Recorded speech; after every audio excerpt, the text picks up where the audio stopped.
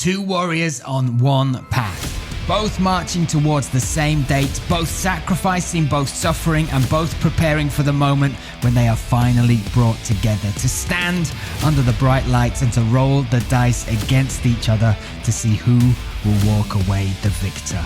It is fight week once more. We are back. That's right. This is Octagon Hype.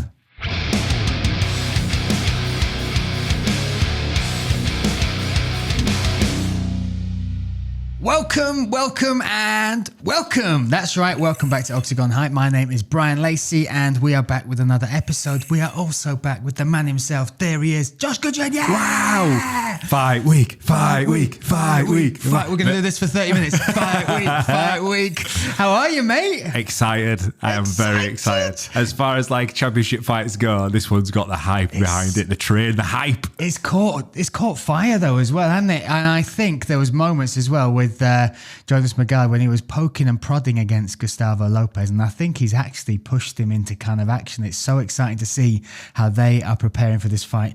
We've got a great episode of Octagon Hype for you. We'll obviously talk about Liberec. We'll brace you and get you prepared for that fight that's going to go down, that fight card that will go down April 15th. We are also going to talk to two Brits that are going to take centre stage very shortly. First of all, Shem Rock. He will fight in Bratislava. That is right, 2 events in April. He will fight in Bratislava on that card, making his debut.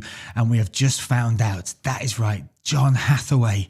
John Hathaway is back. He's in the reserve fight in Oberhausen for the TipSport Gamechanger. We're going to talk to both those guys. We're going to talk about much more. But of course, we're also going to give you your weekly dose. You say it, Josh. Octagon News. Let's go. Welcome to Octagon News. My name is Chub Crackanass and these are the Octagon headlines. Stage to the Cage star Jake Quickenden is in a dispute with his builders as his newly installed underfloor heating was set too high. Left, right. Opponent number 3 for Carlos Vermola, Attila Vey heard about Vermola's Tibetan no-stool regime for 2023. Attila said after hearing this, he'll be coming prepared for every eventuality in this fight. Famed Czech stand-up fighter DD Skvor is back in action in Liberec on April 15th against UK fighter Danny Vinny. Skvor said he's been working with middleweight champion Patrick Kinsella on his ground game and hopes to surprise people with his improvements. We asked Kinsella what he saw in Skvor and he said he didn't want to talk about it. I really don't want to talk about it. Mateus Kohu is back as the Grill MMA master. This week he showed off his skills with a perfectly cooked piece of steak washed down with Snoop Dogg red wine. What? Snoop Dogg red wine? Yes, when the famed rapper isn't popping caps in asses or dropping fat beats, he spends his time in his vineyard making fine wine. Kohu has taken inspiration from that and designed a full menu based on West Coast rappers. For starters, Tupac Caviar, followed by his perfectly cooked steak washed down with Snoop wine. Bro, what are you talking about, man? And for dessert, creme brulee. To finish the night off, he's got Ice Cube, Gin and Chronic. Damn! Octagon MMA rising star Shem Rock has upset a number of celebrities and Octagon staff and fighters ahead of his debut with this call-out video. And I want you to give me an honest response with each and every one of them. Come on then, let's go. King Charles, Scared to fight. Andre Novotny, Lanky Beanpole. Georgi, Veteran. Chub Crackanass, The man to beat, innit? Pavel Neruda, Double champ. Josh Gudgeon. Full of shite. And finally, Stefan Putz is still totally mad. In serious news, a medical warning has been given to all Octagon fans as we are set for double the excitement in April as we bring you not 1, but 2 events this month. To help lower heart rates and to save lives, Octagon News has flown famed yoga teacher Ben Tova to go through some relaxing breathing techniques. Over to you now, Ben. Thanks, Chub. So we're going to go through some breathing exercises and we're going to start in the head. We're going to breathe real slow. That's it. Move down to the shoulders. Yeah. Let's get that into the lower abdomen area. Big.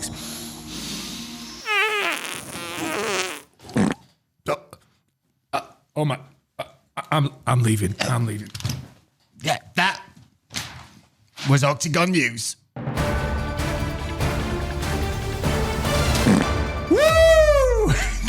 back in, Josh. Come on back in. Safe to come back in now, mate. Bent over, didn't like that.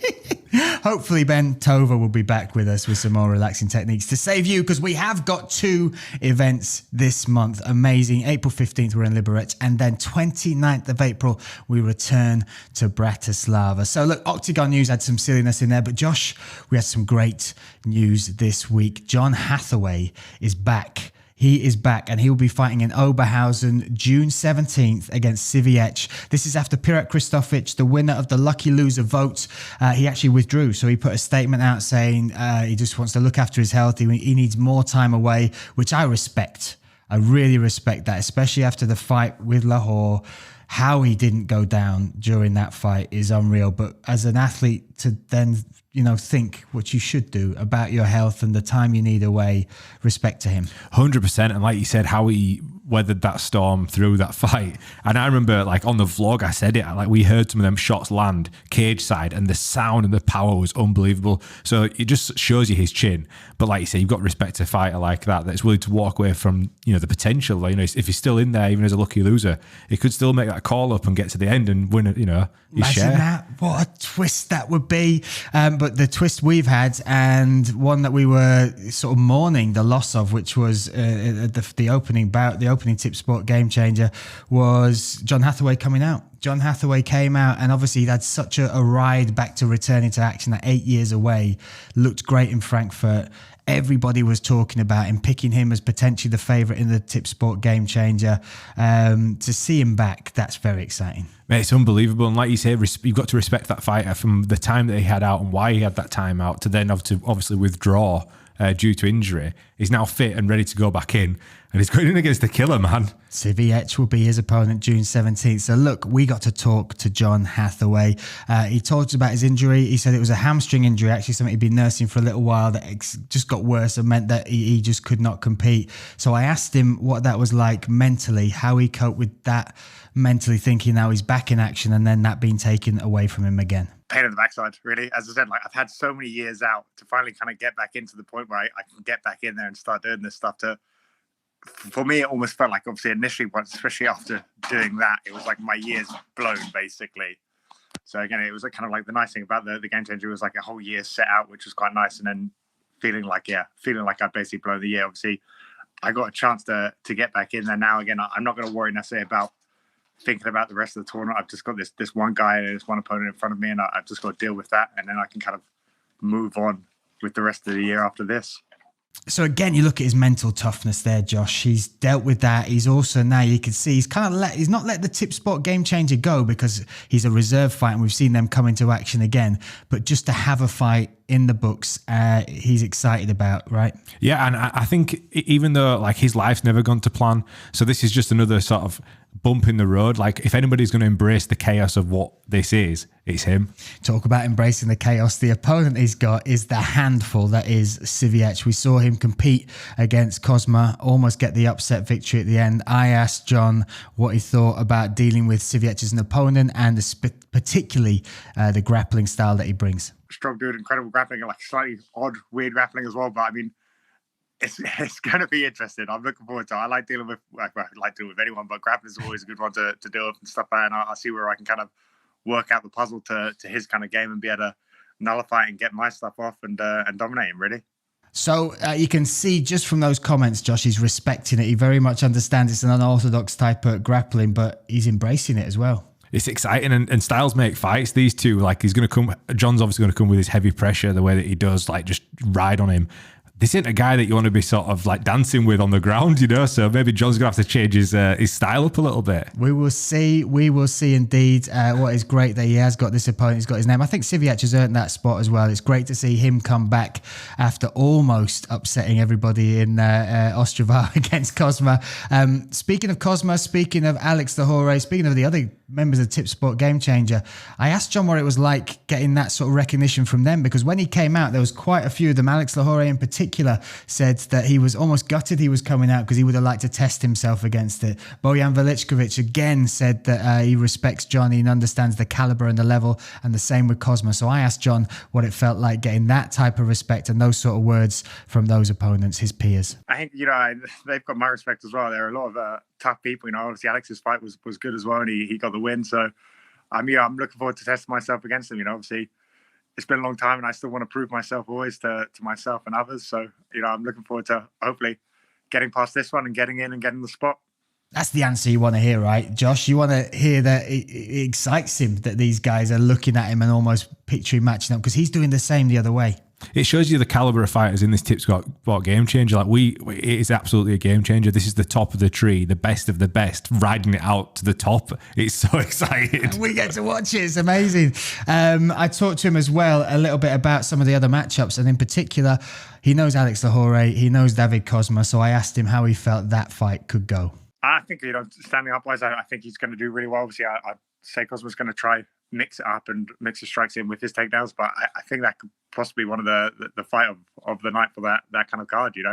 That's definitely it's going to be one to watch.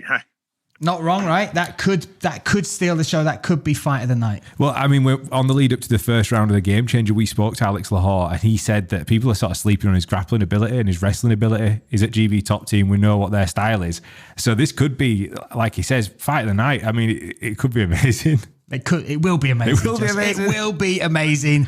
What is also amazing is John Hathaway's now sort of vision of what 2023 will look like. One part of that is Manchester, is the fact Octagon for the very first time are coming to Manchester. I asked him what it would be like to again, after all that time away from competing, be back on home soil and fight in Manchester Arena. It'd be amazing. Again, I fought quite a few places in England, but never Manchester. So again, it's definitely one I'd want to tick the box off. And yeah, it said it kind of ideally would line up perfectly end of the year and just, again, having another great performance. That is the other reason it's good to see him back, right, Josh? Selfishly, because we're in the UK. John Hathaway, I think, is the highest ranked of I think maybe all Octagon fighters on the roster. To see him back in action, active, and heading towards the debut event in the UK, that would be my fairy tale finish. That fairy tale's got to come to life, mate. I mean, biggest arena in the UK, Octagon coming for the first time, celebrity super fight. Find me a better night. Find me a better night. We can't. So look, that will be announced. Stay tuned as well, because we'll be releasing tickets very soon for that. And all you got to do is stay tuned to the Octagon socials. We'll be dropping the promo for it. We'll be letting you know what's in store for that Manchester event. And just to have John Hathaway on the horizon of being there and being part of it is fantastic. First of all, though, he's got business to deal with. That will be in Oberhausen. That is as a reserve fight on the TipSport Game Changer against Lukas Siviec. And Josh, we saw in the first, I should say, really, the opening round of the TipSport Game Changer, they're called reserve fights, but there's a high likelihood, right, that they might get called into the bracket because of the madness that is MMA. Yeah, I mean, I didn't quite understand this at first, but now I completely understand it. Like, it's such a dangerous game. Just to even make it into the cage, these fighters have to go through a lot, and the risk of injury and everything that comes with it means that these reserve fighters might have to be called up. And that's what makes it even more exciting, because like, they're all super high caliber fighters. Everyone's got their right to be in that competition. And imagine sort of dropping out or being a reservist and then getting called up. That's exciting, man. Oh my goodness. Wow. That is still on the horizon. We've got so much action coming before that. Another guy who's got his eye on that Manchester arena also has his debut in Bratislava at the end of the month. That guy is Liverpool's Shem Rock. He's already caused a splash in Octagon. So I got to speak to him today, and I asked him how it feels to be part of this promotion. I feel like Octagon is perfectly fitting for me.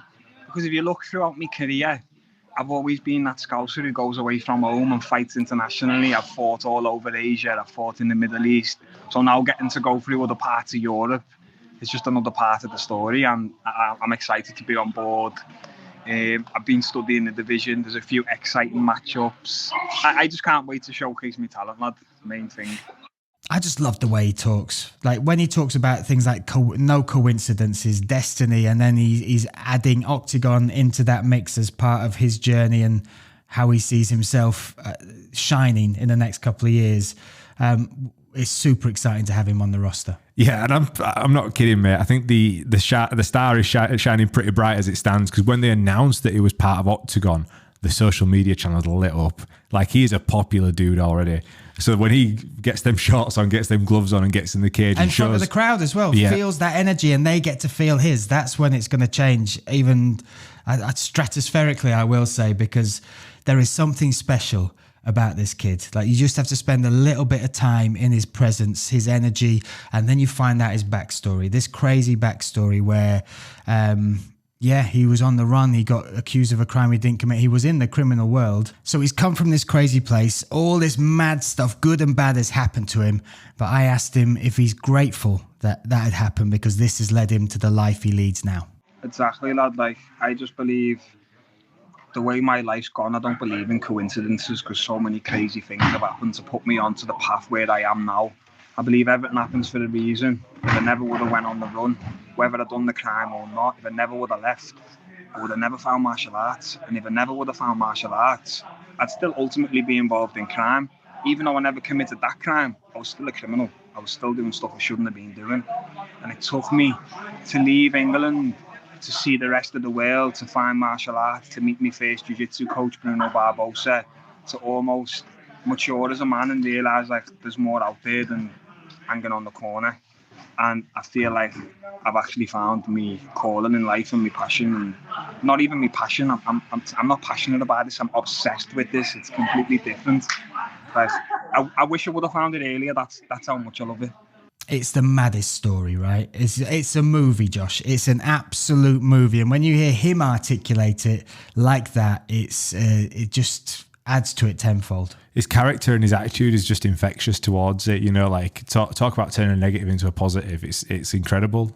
You talk about turning a negative into a positive. The story around how he got arrested when he finally went to prison for this crime he didn't commit is crazy. He was in Northern Ireland defending a title, and the way he tells it and his outlook on it is so unique. So I knew they still wanted me, but the mentality that I had in my head, honestly, I can honestly say this, no word of a lie.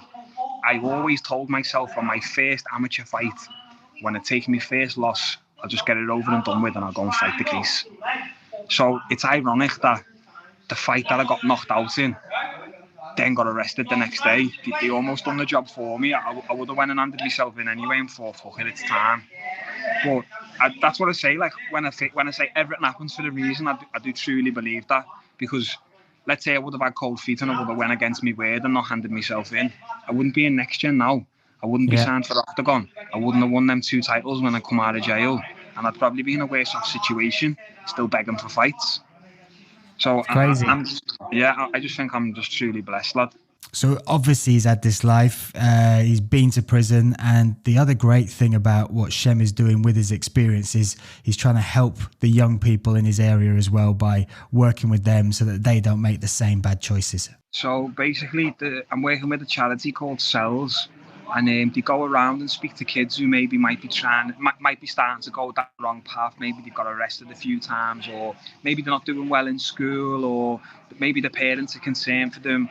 And they just teach, they got ex-convicts, and they speak about the life choices and where they maybe might take you. What's it like being in jail? They talk about knife crime, they talk about gun crime, and then I'm obviously there to tell my story, tell them what I've been through, tell them what I've also had to put my family through, making the wrong choices in the past, and then tell them about now, my life now, making the right choices, and show them that there's also a path for them other than selling drugs, being in a gang, holding guns for people. Because all it takes in this life is one bad choice and you're tarnished forever. You go to jail, you can't get the job you want to, you don't go to university before you know it. It's a vicious cycle, lad. So I just try and do my part, lad, to just show them like they can look at someone who's like them, who's been where they are now, and show that you can turn your life around and you can make something of yourself. It's what it's all about, right, Josh? It's what it's all about. And him even seeing the potential of his career and how that could magnify the amount of people he could help, it says a lot about how far he's come as a man, right? Yeah, I mean, you know, it shows his character, you know, like that's championship mentality. He's wanting to spread the positivity, you know, spread it into the community, avoid kids getting into even close to the same sort of path that he went down. I love him, man. I think he's a superstar waiting to be released. Well, look, we're about to release him. He is going to be released on April 29th. And I asked him if he'd watched the Octagon shows and what he thought about the events that we put on. I've watched quite a lot of shows. I've watched a few live shows. I've watched a few old shows, and I feel like the crowds are massive. I feel like the fans are very educated. They cheer in grappling exchanges. I'm just so excited to put on a show, and I don't like to look past my opponent, but it's hard having Keita and Sanakades on the same card as me and not look at them at the same time. Like I'm looking to run through this guy in the first round, and the winner of them, I'm coming for them. Hopefully Keita wins. I want, because I feel like that matchup for me. He's a dangerous guy. He's explosive. People come to watch him. People come to watch me. I think if me and him were on the same main event, lad, it'd be crazy, lad. It'd be crazy, I know. And that's my plan. Run through this guy and call him out, lad. That's the plan. So look, he's already picking his targets, he's already calling his shots, and obviously the date in the UK that has already been picked and plucked, not quite announced yet, is the Manchester Arena show in November. So I asked him about his thoughts, whether this is what he's trying to manifest for the debut event in the UK for Octagon in the Manchester Arena. That's not even what I'm trying to manifest. That's what's happening. There's no other option. Like, I'm going to run through this guy April 29th.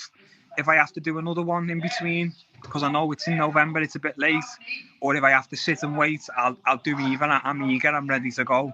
But November, Manchester Arena, main event, it's got my name on it, lad. It's hard not to believe him, right? When he says it the way he says it, and when he's planning it out and calling out, Lozan Keita for this shot in the Manchester Arena to get that belt around his waist, it draws you in, right? Can you imagine? Can you imagine? That'd be incredible. I love that attitude though, because I've spoken to champions in the past across, various martial arts, and with that level of confidence, it comes to life. That manifestation's real, man. So if that's what he believes, I think he can make it happen. But it's born from respect as well. When he keeps talking about Keita, he's got a lot of respect for who he is and where he is in Octagon and how he's earned his spot there. So I asked him in particular his thoughts on the lightweight champ, now vying for the featherweight title, Lozan Keita. So I know some of the other fans in Octagon kind of put a lot of the fighters on a pedestal, and maybe there's bigger fighters than Keita, but in my eyes, Keita's the face of Octagon right now. He's so active, he's starching people in the first round, he's beating people coming from Cage Warriors on big streaks, he's beating people in Octagon. If he now does the same April 29, you can't deny him that he's the guy to beat. And respect where respect's due. I'm still going to go out there and I want to take his head off, but I respect him as a fighter. A lot of respect there, Josh, but as a fan, and because you've been so close to Keita, quite literally sitting cage side with him, check out the vlogs, calling fights, what's your thoughts on that as a matchup? I think it's amazing, and what we respect the fighters as fighters. Them two are two incredible fighters. But then you think of the fans, right? So look at the army. You guys. Look at the army that Keita would bring. Yeah. Look at the army that Shem would bring. Yeah. Imagine the arena. Imagine the sound. Imagine how scared the security are going to be. It'd be amazing though, right? Two characters. Imagine the lead up, the press, everything that we for me, that's just as important as the fight. Yeah. I want to see what goes on. I think we could have an absolute blast with those two. Oh my goodness. So look, he teased that he liked a few other matchups in Octagon. I asked him in particular if there's anybody else, and yet again, born from respect, he had this to say against the great Ivan Buchinger. So obviously Keita, it's got to be him. After Keita, whoever's got the featherweight belt, I want that. But there's also Buchinger. I think he's a lot of fights on his record. He's a veteran. I know he's coming to the end of his career, but he's another man who I respect, lad, and I'd love to get in there. And you take a name like that, and especially if you can finish a guy like that, you show where you're at, you show your level. You're not messing around no more. And I think sometimes, even though I'm winning all these fights with first round finishes, I think people still don't fully take me serious. And I feel like taking a name out like Keita or Buchinger will make people realise he is the real deal. Again, everything born from respect, constantly looking just to test himself in those realms. He debuts April 29th, possibly one of the most anticipated debuts in Octagon history. So I asked him to tell you why you should tune in April 29th. Tune in and watch the people's main event, April 29. You're going to see controlled violence. You're going to see 100% a first round finish. And you're going to see me pinging someone up on the feet, taking them down, taking them back and choking them out. They know what I'm going to do to them before I do it to them and they still can't stop it. Man can cut a promo as well, right, Josh? Man knows what he's doing. Oh, my goodness. Like, even the way he says it, the way he talks about the fight, and it's almost a certainty. But you end up believing him. This is one of these fighters where you kind of you hear him talk and you want to see what happens next. Yeah, man's a superstar. He's just getting that cage, do what he needs to do, and let's go, man. Let's see that gate fight. Let's see April 29th. He's told you why you got to tune in, so be there. You can check that out, octagon.tv/EN. And of course, on our new home of DAZN. Speaking of DAZN, Josh, you were enjoying some content on DAZN the other day, and you wanted to share a little bit with me, right? These top 5 knockouts. Yeah, I mean, it couldn't have been more well-timed for the fights that we've got coming up.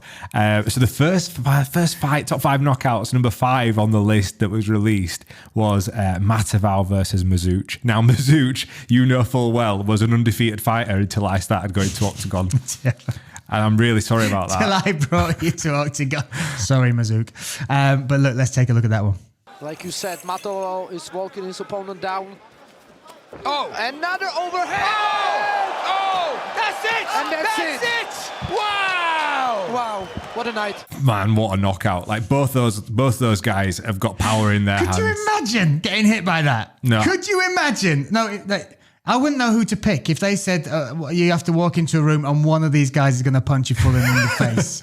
I don't know what I would do, Josh. Cry, definitely. I would cry. I think I'm close to... You can't pick, right? No, you can't pick. And I'm close to retiring because if I ever bump into Mazuch, I think he's going to blame me. So I might actually take one of those to the face one day. And he will be in Bratislava. So look, that's Al Matavau. Hit me with the next one, Josh. All right, so number 4 is a big one. It comes from Prague. Last show of the year. Uskert versus Magnar. Watch this. Watch this. But Magnar's got to be careful because he's hurting. He can't stand there. Oh my goodness! Oh, this is it! Anderson Uskert looking to finish it. He's out. What?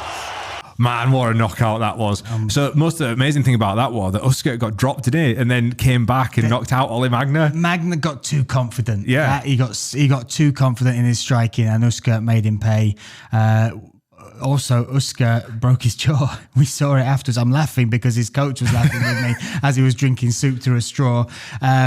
But Magnar is making a return. Magnar will return in Bratislava, April 29th against Michal Kotelik. This will be their rematch from the Stvanica in Prague, where Magnar upset the return of Kotelik to MMA. Kotelik wants it back. Magnar's willing to give it to him. Let's go. Let's go. Well, you talk about somebody that's making a return. So on that same night in Prague, we had Montagnac versus Skvor.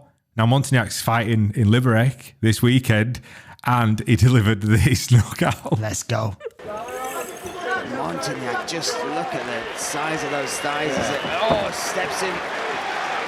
Really agile for such a big man. He's got such a wild kind of... Oh, shit! Oh, wow! Dropped him there, that's it! Oh, my days! Man, 2 giants just swinging. One of them had to drop, and unfortunately it was old DD Skvor. DD Skvor. Now, DD Skvor is back. He is back in Liberec as well. Montagnac is on the same card. Montagnac, that surprisingly is his first ever finish in MMA. So I think he's 3 or 4-1, and I think all the others have been decisions. That's the first one he's finished. But if you're going to kick off your finish rate with any type of finish, that's the way to do it, right? Yeah, and moving forward on to number 2, mate. Same night, this might as well just be an Octagon 38 highlight reel. At the same night, Juracek versus Lahore, the first round of the Game Changer. Let's see that one again. Let's go. Seems like a lot of respect between these two. Absolutely. Oh, that's a night. He instantly pulled that leg up again. Oh!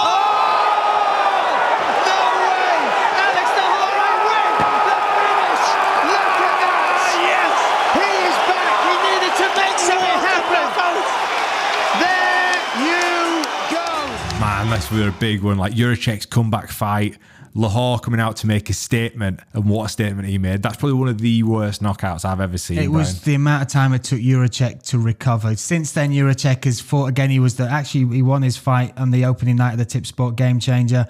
But Alex Lahore, with that punch, put himself into the TipSport Gamechanger. He then won his first fight, and now he's taking on Cosma in his second fight. That one punch has set him on this trajectory. And leading up to number one on the list, this was not from Prague. Drum roll or something going on, eh? This one wasn't from Prague. Ostrava, I believe, right? Ostrava, the first rounder, TipSport Gamechanger, Curtis versus Grabinski. What a strong start here from the German from Dusseldorf. Oh, the right hand! Oh my goodness! Oi. Oh, he's done it! He's done it! Grabinski, look for the walkaway KO. Finished it with hammer fist and the silence the crowd. Almost a walk-off KO on the vlog. I called it. A couple more. Boosh, boosh. That's the first time Curtis has ever been finished, ever been knocked out. That is the power of Grabinski. And again, that was a reserve fighter. He took the place of John Hathaway. So when you're looking at UK hopes of maybe Hathaway getting back into the mix, there's no better inspiration than what Grabinski did there. It was amazing. It was such an incredible knockout. That was one of the highlights of the night. So yeah, Bryan, that's my 5 knockouts. Listen, and a gift to me. I enjoyed that, mate. That tees us up nicely for what we are running into. It is fight week, of course. Liberec, we are coming. What a night of fights we have got. Almataval, we saw on those knockouts. He was a little upset about how people had been overlooking him in the fight against Carlos Vermola, and he had this to say on social media. I can see that most of y'all underestimated me against Carlos. You know, I was knocking people out enough to get me into the contender series. And your boy Mazuk was the only person in Octagon that put away Apollo, but I finished that dude in the first round. Trust me, when I hit, everyone falls. And on April 15, count on that I will strike again. He's not wrong though, Josh, is he? If you cannot underestimate somebody who with one punch can change any fight. He could really spoil Carlos Vermola's year. Like, we don't want this to be the banana skin for Carlos Vermola, but Almataval is a hard-hitting dude, it's man. It's a serious fight, and that is just one of those fights. Obviously, we've got the bantamweight title that will be unified with Gustavo Lopez taking on Jonas Magard. There is so much on social media to tune in for that one. A couple of other fights we've already talked about. I want to give a highlight, though, to Jan Malek, because he's returning, and we've talked about this fight outside of this show. A lot of pressure on his shoulders. He was upset with the performance against Mateusz Kohut. That was like a grudge match that he'd been waiting 2 years. He's now going up against Ibrahim Ozenpour, who lost against Karol Rishavi over 3 rounds. Got finished in the 3rd round, but took that fight on 24 hours notice. And then he beat Marek Bartel in his return with a full camp, and he dominated him to get the unanimous decision with his grappling. Now, Jan Malek's thorn in his side has been the grappling. We know how good his hands are. Jan Malek is also fighting in his home city of Liberec. It's all pressure for Malek. Yeah, and I'm hoping that he rises to the occasion. You know, he was so confident going into his last fight against Kohut. We spoke to him out, obviously, before the fight, and he'd done a good camp. He felt confident, he felt good, but on the night, he just couldn't sort of get it together. You know, he got every bit of striking that he wanted to do, got shut down in the wrestling. So if I'm him, and I'm sure this is what he'll have done, he'll have gone home, studied, got himself on the mats. I think it's going to be an exciting night for him. You know what? I'm just looking forward to hearing his welcome. The King of the North, as he is called, walking out into Liberec. We'll give another nod as well. The opening fight is Andre Rashka versus Jamie Cordero. Cordero has been in some great fights. He was part of the Octagon Challenge Germany Season 1. But Andre Rashka, I didn't know this about him. He is a qualified vet. So there's a lovely picture of him in between training. He's like, he's holding a puppy and he's helping it get it better, and he's doing all that sort of stuff. I love the other side to fighters, Josh. I love it, right? It's so funny because you'd expect them to be like these violent, you know, horrible individuals. There he is with a chihuahua. They never are. So look, April 15th, this week we are finally back. Fight week is upon us. You can get all you need on DAZN. Lots of build-up action, as well as on octagon.tv/EN. You can tune into the pay-per-view Saturday night. Joshy Boy will be there doing his vlog as usual, so we'll have that out for you the following week. Stay tuned on all of our social media, but enjoy the show, enjoy the fights, and we will see you back for another episode of Octagon Hype.